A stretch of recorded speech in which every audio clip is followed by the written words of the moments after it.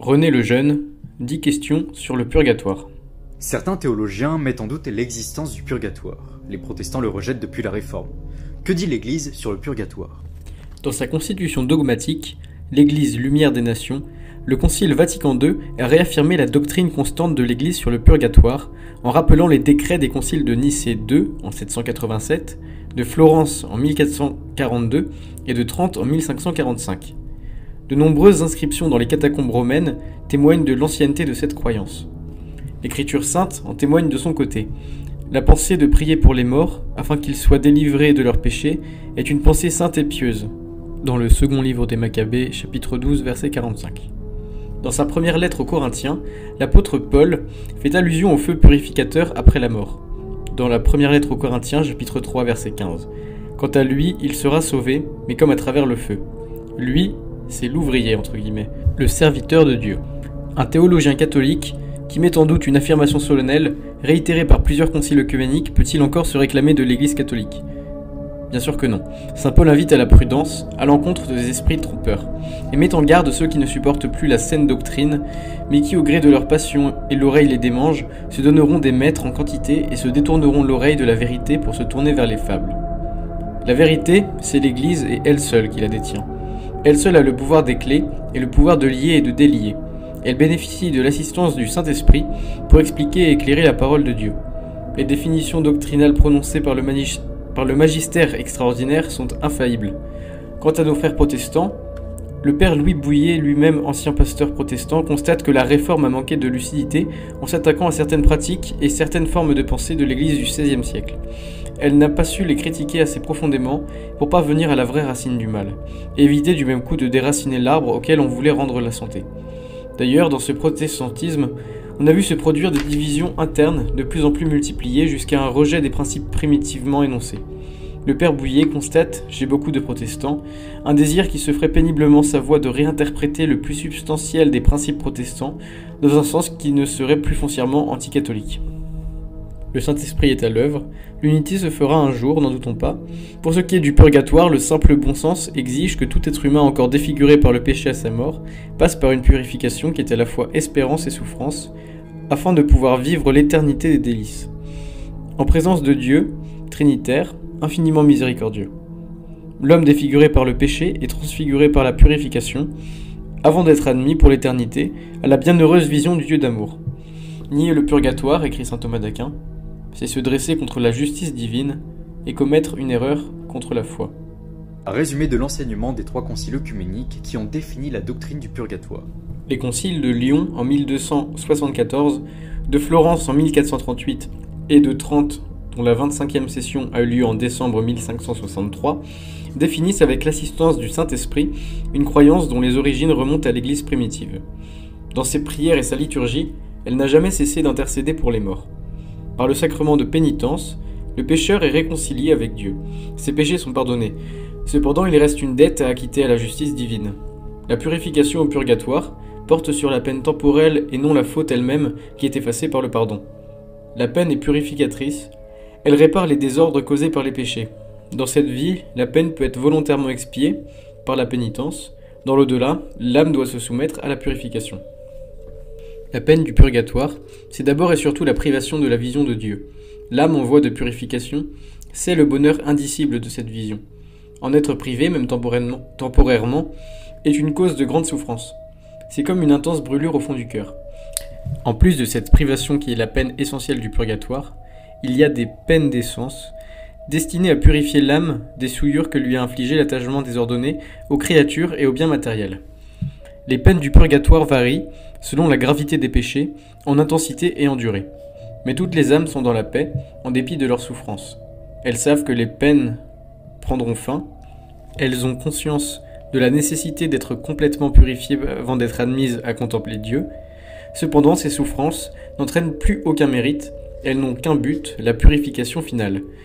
Par contre, les vivants peuvent offrir leur propre mérite, qu'ils acquièrent par la prière, les sacrifices et les œuvres, en compensation des dettes encourues par les âmes du purgatoire. L'Eucharistie est le secours le plus efficace.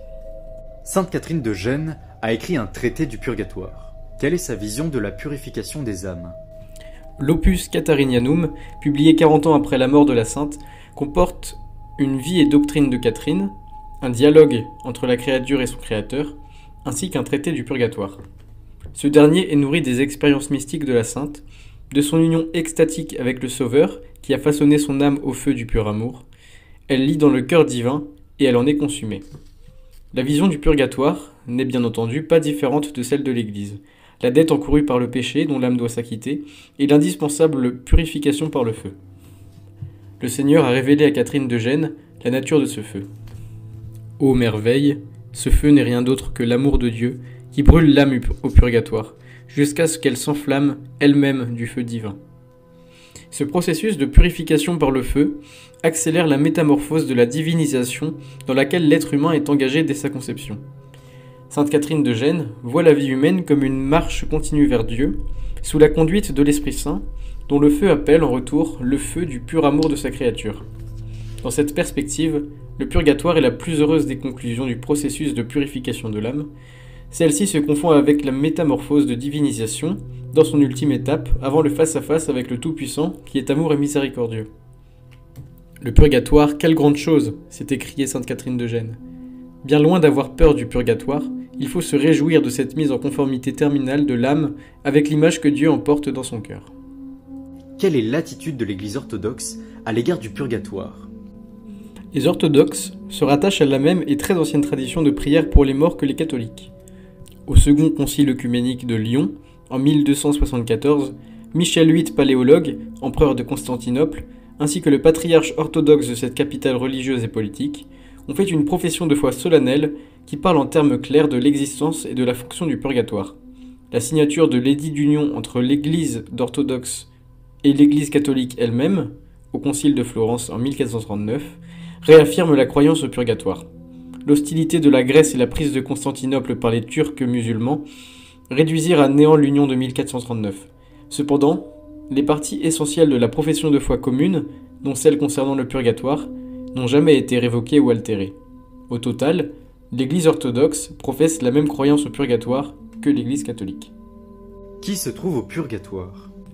Sont au purgatoire les âmes des personnes qui ont achevé leur existence terrestre en état de grâce, mais sans être purifiées des conséquences de leurs péchés. C'est le lot du commun des mortels, quel que soit leur état ou les fonctions occupées dans l'Église de la société civile. Au purgatoire, il y a des papes et des évêques, des prêtres, des religieux et des laïcs, des enfants et des adultes.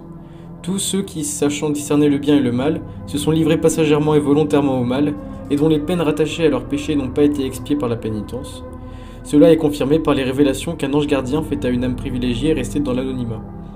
Il y a dans le grand purgatoire de très grands prêcheurs, certes, mais il s'y trouve en règle générale toutes les âmes qui ont reçu beaucoup de grâce et qui n'ont pas su y correspondre, des âmes qui ont dû assumer de lourdes responsabilités et qui n'ont pas été capables de le faire parfaitement. C'est pourquoi tu verras dans le grand purgatoire un très grand nombre de prêtres et d'âmes consacrées, prélats, évêques, cardinaux et même des papes. Tu y verras aussi nombre de dirigeants politiques, de chefs d'État et de conducteurs de peuples, rois, empereurs, princes, gouvernants. Tous ces pauvres âmes doivent subir les peines du grand purgatoire, à côté de criminels, de débauchés, de tous les grands pécheurs que la miséricorde de Dieu a sauvés, qui ont pu souvent, à la dernière heure, échapper à l'abîme éternel. Combien de temps une âme reste-t-elle au purgatoire ? Le temps qu'une âme passe au purgatoire, pour être purifiée, est de toute évidence proportionnel à la gravité des péchés dont elle doit éliminer les traces. Le purgatoire se situe dans le temps de l'au-delà, qui n'est pas celui de la terre. Notre intelligence ne peut saisir que le temps déterminé par le mouvement des astres, aussi comptons-nous en heures, en jours et en années. Quand nous appliquons ces durées au purgatoire, ce sont des mesures symboliques permettant de se faire une idée du temps de l'au-delà. C'est ainsi que le séjour de purification d'une âme au purgatoire peut aller de quelques instants pour éliminer une ultime trace du péché à plusieurs siècles.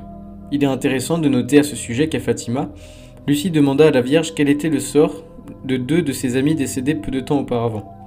C'était le 13 mai 1917. La Vierge Marie répondit que Maria das Neves se trouvait déjà au paradis, mais que l'autre, Amélia, restera au purgatoire jusqu'à la fin du monde. L'Église laisse aux fidèles la liberté de croire ou non aux révélations privées. Sa reconnaissance de l'authenticité des apparitions de Fatima confère cependant à ce propos de Marie une crédibilité certaine. On voit par ce propos la gravité de l'offense causée par ce péché. Pour compter parmi les grands pécheurs, il n'est pas nécessaire d'avoir commis des crimes d'une gravité exceptionnelle, dès lors qu'une adolescente de Fatima peut être soumise à une si longue purification. Comment comprendre cela? C'est à l'aune de l'amour que toute chose doit être mesurée. Les âmes du purgatoire ont été lavées dans le sang versé par le Seigneur sur le Golgotha. Elles sont immergées dans la très sainte volonté de Dieu. Elles ne recherchent plus qu'une seule chose, être jugées dignes de l'amour du Père Céleste, au terme de leur purification. Elles savent qu'à ce moment-là, elles doivent être parfaitement pures. Le feu par lequel elles passent est à la fois leur confiance et leur joie, car il est l'instrument de leur purification. Prenant l'exacte mesure de la gravité de leurs péchés, elles supportent dans la paix et la justice l'intensité et la durée des souffrances. Les saintes âmes du purgatoire sont les filles chéries de la miséricorde divine. Elles sont destinées à devenir les joyaux éternels de la Jérusalem céleste, les bijoux de l'épouse immaculée.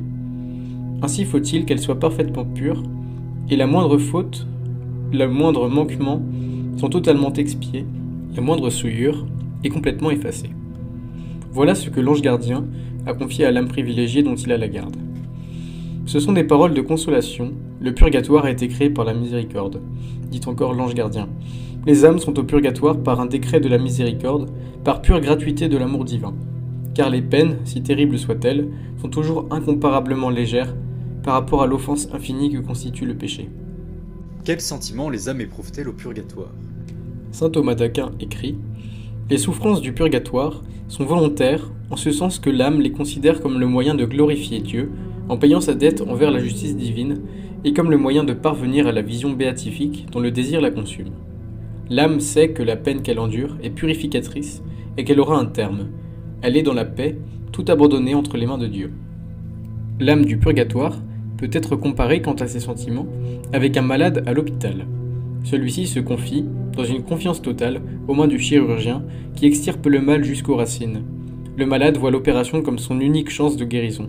Il souffre, et en même temps, est heureux de cette souffrance libératrice. C'est dans ce sens que le saint curé d'Ars a dit « Le purgatoire, c'est l'infirmerie du bon Dieu ».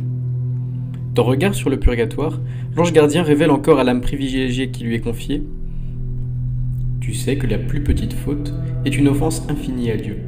Ces saintes âmes le savent également, et elles ne cessent, au milieu de leur souffrance, de rendre grâce au Très-Haut pour la légèreté de leur peine, car la peine est finie, alors que l'enfance est infinie. Le purgatoire est une épreuve d'amour. Son feu, c'est l'ardeur de l'amour divin. Pour être purifié, l'or doit passer au feu du creuset. Le purgatoire, c'est le creuset des âmes encore entachées par le péché. Des âmes infiniment plus précieuses que l'or, car elles sont créées à l'image de Dieu. Sans voir Dieu, elles ressentent fortement sa présence. Elles brûlent du désir de le rejoindre. Une brûlure qui cause de grandes souffrances. Elles voient la Vierge Marie, les anges et les saints, mais elles ne voient pas Dieu, qu'elles ne possèdent pas encore, dit l'ange gardien. Elles sont immergées dans le mystère de l'espérance qui les tend intensément vers Dieu, comme vers le bien suprême, l'éternelle félicité. Étant passionnément amoureuses de la très sainte Trinité entourée de la Vierge Marie et de la cour céleste, qu'elles rejoindront au terme de leur purification, les âmes du purgatoire éprouvent déjà dans leur souffrance le bonheur de la future vision du ciel et de leur infinie béatitude à l'issue de cette épreuve. Sainte Catherine de Gênes a eu la révélation de ce bonheur qui n'est pas statique, mais qui augmente à mesure que progresse la purification. Je ne crois pas, dit-elle, qu'on puisse trouver un contentement comparable à celui qu'éprouve l'âme au purgatoire, sauf celui qui ressentent les saints au paradis. Et chaque jour, ce contentement augmente par l'influence que Dieu exerce sur cette âme. La sainte de Gênes emploie une image parlante. L'âme qui entre au purgatoire est couverte de rouille, la rouille du péché. Le feu de l'amour divin consume peu à peu cette rouille. À mesure que la rouille diminue et que l'âme se découvre au rayon divin, son bonheur augmente. Si la foi médiévale a insisté avec raison sur les terribles souffrances subies par les âmes au purgatoire, Sainte Catherine bénéficie à l'aube des temps modernes, par grâce spéciale, de la vision de l'autre face des sentiments qu'éprouvent ces âmes. Les âmes du purgatoire ont à la fois une satisfaction énorme et une peine extrême, sans que l'un de ces deux sentiments empêche l'autre, écrit-elle dans le traité du purgatoire. Toute l'épreuve du purgatoire oscille constamment entre ces deux pôles, douleur de l'offense faite à Dieu d'amour, et souffrance causée par la purification au feu de l'amour, d'un côté, et de l'autre, bonheur progressif, dans l'attente de la délivrance et de l'indicible félicité de l'éternel face à face avec Dieu. Cela étant, il ne faut cependant pas oublier que les plus grandes souffrances d'ici-bas, selon saint Augustin, n'égalent pas la plus petite peine du purgatoire. Y a-t-il différents degrés au purgatoire, comme il y a différents degrés dans la gravité du péché? Le saint curé d'Ars avait atteint un tel niveau de sainteté qu'il était familiarisé avec l'au-delà. Nombreuses étaient les personnes qui l'interrogeaient sur le destin de leur mort. C'est ainsi qu'une jeune religieuse venant à Ars pour consulter l'abbé Vianney sur sa vocation, en profita pour lui demander si son père mort dans un accident était sauvé. « Oui, mon enfant, répondit le saint, il est bien bas, mais priez beaucoup pour lui. Bien bas, il va sans dire au purgatoire. » Nombreux sont les saints qui parlaient des degrés de la souffrance des âmes au purgatoire, proportionnés à la gravité des péchés qu'elles avaient à expier. L'ange gardien de Regard sur le purgatoire mentionne non pas des degrés, mais un purgatoire divisé en 3 parties, le grand purgatoire, le moyen purgatoire et le parvis du ciel. Au grand purgatoire, où séjournent les âmes couvertes du péché, comme d'une épaisse gangue, la solitude est totale. Les souffrances peuvent être comparées à celles de l'enfer. Avec une différence capitale, l'espérance règne au cœur de ces âmes. Elles sont conscientes de leur salut ultime.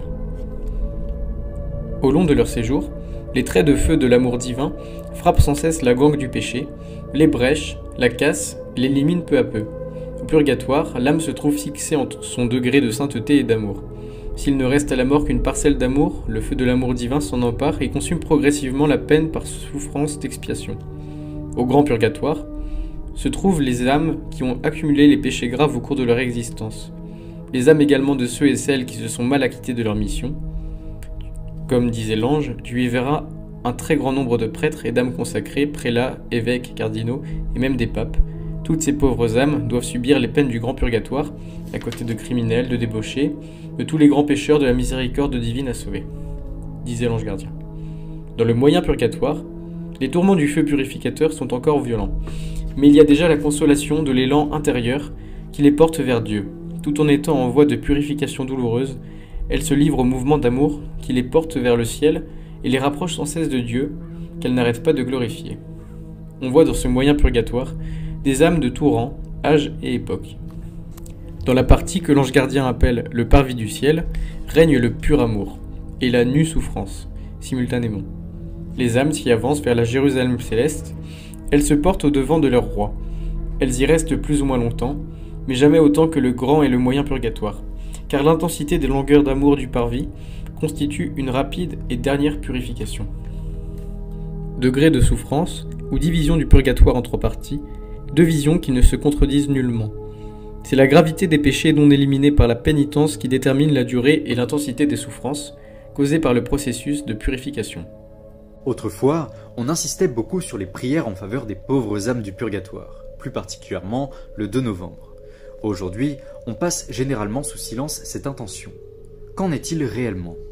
Le curé d'Ars disait « La prière pour la délivrance du purgatoire est, après celle pour la conversion des pécheurs, la plus agréable à Dieu. » Le catéchisme de l'Église catholique rappelle l'importance du sacrifice eucharistique dans les prières pour les âmes du purgatoire. L'Église recommande aussi les aumônes, les indulgences et les œuvres de pénitence en faveur des défunts. Le 24 juillet 1988, la Vierge Marie fait voir à Julia, la voyante coréenne, le ciel et le purgatoire de l'enfer. Julia, née en 1946, est une mère de famille de 4 enfants. Le 30 juin 1985, elle voit les larmes couler sur le visage de la Vierge d'une modeste statue. Les lacrymations se succèdent à la vue d'innombrables personnes. Le 8 décembre 1988, les larmes de sang apparaissent sur le visage de Marie. Depuis le 18 juillet 1985, Julia reçoit des messages de Notre Seigneur et de la Vierge. Lors d'une retraite de prêtres, l'archevêque de Kwangju dit « Le fait des larmes est incontestable, tant de personnes en ont été témoins. » La voyante est suivie par le père Spies, missionnaire belge. « Voir Marie, pourquoi pleures-tu » Fait et message de Najou, Corée du Sud. Julia vit donc le ciel, le purgatoire et l'enfer. Le purgatoire, dit-elle, est l'autre rive où doivent aller les âmes qui sont mortes dans la grâce de Dieu, mais qui ont encore à faire pénitence pour purger ce qui leur reste des peines à réparer. Une fois purifiées, les âmes montent au ciel. Elles y montent plutôt quand nous prions pour elles en ce monde, quand nous offrons nos sacrifices, et faisons pénitence pour elles. L'ange gardien dit à son protégé « Tu comprends combien il faut prier pour les saintes âmes du purgatoire. Cela est trop négligé maintenant. Peu de personnes y pensent, peu de prêtres prient et offrent des messes pour ces saintes âmes. » Les prêtres ont cessé d'inviter les fidèles à prier pour les âmes du purgatoire. Songeons-nous que ces pauvres âmes subissent les conséquences de cette désaffection. Le 21 juillet 1982, Marie dit au voyant de Medjugorje : « Il y a beaucoup d'âmes au purgatoire, qui y sont depuis longtemps, parce que personne ne prie pour elles. » En montrant le purgatoire aux voyants, elle leur dit : « Ces personnes attendent vos prières et vos sacrifices. » À retenir une chose très importante que l'on oublie souvent, ou que l'on ignore, le flot des grâces obtenues par la prière en faveur des âmes du purgatoire n'est pas à sens unique. Le saint curé d'Ars disait : « Les âmes du purgatoire ne peuvent rien pour elles-mêmes, mais elles peuvent beaucoup pour leur bienfaiteur. » Prie beaucoup pour les âmes du purgatoire, qui prient tant pour vous, dit l'ange gardien. Si vous saviez comme ces saintes âmes vous aiment, elles ne désirent qu'une chose, que vous soyez sauvés, et que vous évitiez le purgatoire, ces terribles souffrances qu'elles connaissent pour les expérimenter elles-mêmes. Ce brûlant désir à votre égard est simplement de leur part une amoureuse volonté de Dieu glorifiée en toutes choses. Ceux qui prient pour les âmes du purgatoire le font gracieusement, mais non pas à fond perdu. Toutes ces personnes sont comblées en retour de grâce due aux prières de ces saintes âmes. Il faut revenir en force à la communion avec les pauvres âmes du purgatoire dans le corps du Christ. Il faut répandre cette dévotion autour de soi, réveiller le souci des âmes du purgatoire et rappeler aux frères que la communion des saints est une réalité, mais qu'elle a ses exigences de charité. Alors mon enfant, prie et fais prier pour les saintes âmes du purgatoire, suppliait l'ange gardien. Quelle sorte de relation peut-on établir avec les âmes du purgatoire ? Avant tout, la relation de la prière. Pour les âmes de nos proches, des personnes que nous avons connues, elles attendent ardemment nos prières. Le don le plus précieux, c'est l'Eucharistie.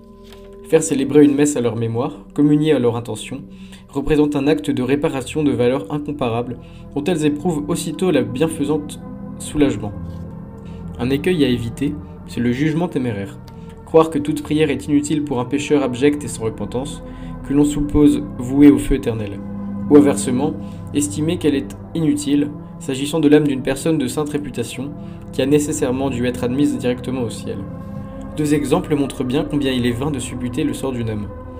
À une dame tourmentée par la mémoire de son mari incroyant, qui a fini sa vie par le suicide, le curé d'Ars se dit : « Il est sauvé !» Il lui révèle : « Entre le parapet du pont et l'eau, il a eu le temps de faire un acte de repentir. » Il ajoute : « C'est la Sainte Vierge qui lui a obtenu sa grâce. » Rappelez-vous le moi de Marie dressé dans votre chambre. Quelquefois, votre époux, bien qu'irréligieux, s'est uni à votre prière. Cela lui a mérité le repentir et un suprême pardon. Et scandant bien ces mots, il dit : « Il est au purgatoire, il faut prier pour lui. » L'autre exemple concerne une religieuse qui a fait l'admiration de tous par sa vie vertueuse. Tout le monde était convaincu que son âme était allée droit au ciel et qu'il était inutile de prier pour sa délivrance. Pendant l'oraison du matin, elle apparaît un jour à l'âme privilégiée conduite par son ange gardien et lui dit : « Voudriez-vous prier pour moi ? Personne ne prie pour moi, parce que je suis morte en grande paix et en grande réputation de sainteté.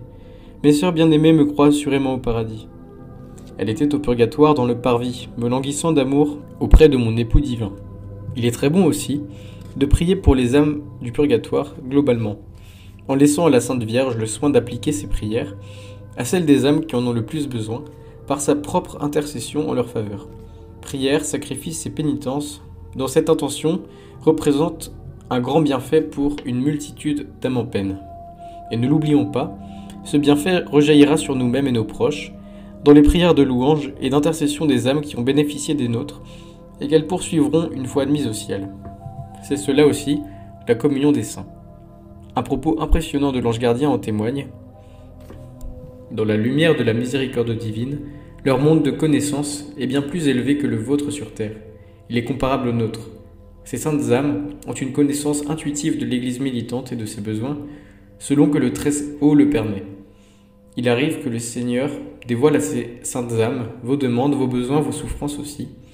Alors elles intercèdent en votre faveur, elles prient pour vous, et même vous obtiennent des protections d'ordre spirituel, voire d'ordre temporel. Comme on le voit, la relation que nous établissons avec les pauvres et les saintes âmes du purgatoire peut être étroite, et spirituellement très féconde. Elle est aussi bienfaisante pour nous que pour elles. Dans le royaume de Dieu, rien n'est jamais étroit, égocentrique, à sens unique. C'est constamment le flux multiple de nous à elle et d'elle à nous, de la terre vers le ciel et des saints vers nous, tout cela se passant dans le cœur de la très sainte Trinité, Marie avant de nous, avec son cœur maternel. Très exceptionnellement, il arrive que la relation entre les âmes du purgatoire et la terre se fasse tangible, visible. Parfois le Seigneur leur permet même de se manifester à vous, soit pour vous inciter à la prière en leur faveur, soit pour réchauffer votre ferveur et raviver votre amour, soit pour vous protéger d'un danger.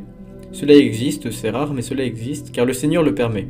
Tout cela te montre combien ces âmes vous aiment, disait encore l'ange gardien. Ce qu'il faut, par contre, c'est éviter de prier pour bénéficier du contact visible avec le purgatoire, ou une âme particulière, nous souvenant de la parole du Christ. Heureux ceux qui n'ont pas vu et qui ont cru. Pour conclure, qu'en est-il de nous-mêmes et du purgatoire ? Ne ressentons-nous pas l'exigence d'une purification face à nos imperfections et nos péchés ? Sommes-nous sûrs, pour autant, que nous aussi nous passerons un temps plus ou moins long au purgatoire ? Je crois bien que j'ai cette certitude-là, pour ce qui me concerne. Cependant, mettons-nous à l'école de l'un des maîtres de la spiritualité moderne, l'un des plus grands, Sainte Thérèse de l'Enfant Jésus, la sainte du pur amour et du conseil évangélique devant le Père Céleste resté un petit enfant. Voici ce qu'elle dit à une sœur tourmentée par la peur. « Vous avez trop peur du bon Dieu. Je vous assure qu'il en est affligé. Ne craignez pas le purgatoire à cause de la peine qu'on y souffre, mais désirez de ne pas y aller pour faire plaisir au bon Dieu qui impose avec tant de regret cette expiation. Dès lors que vous cherchez à lui plaire, en tout, vous avez la confiance inébranlable qu'il vous purifie à chaque instant dans son amour, et qu'il ne laisse en vous aucune trace de péché. Soyez bien sûr que vous n'irez pas en purgatoire. » Il faut garder à l'esprit ce conseil de la petite sainte de Lisieux, elle qui un jour a osé dire « Je me réjouis d'être imparfaite ». Réjouissons-nous avec elle d'être imparfaits. Que la conscience de notre misère soit à la base de notre propre spiritualité. Plus on reconnaît humblement que l'on est faible et misérable, plus le bon Dieu s'abaisse vers nous pour nous combler de ses dons avec magnificence, dit sainte Thérèse. Et à un missionnaire, elle écrit « Pour ceux qui l'aiment et qui, après chaque petite faute, viennent se jeter dans ses bras en lui demandant pardon, Jésus tressaille de joie. Il dit à ses anges ce que le père de l'enfant prodigue disait à ses serviteurs. Mettez-lui un anneau au doigt et réjouissons-nous. La joie du ciel est plus grande encore si le pécheur s'arrache à une faute grave et vient à Jésus pour demander pardon. Dans l'infirmerie du bon Dieu, l'âme est toujours guérie de sa misère et de ses faiblesses, sur la terre comme au purgatoire. Oui, Dieu est amour. René Lejeune, Assomption, 1995.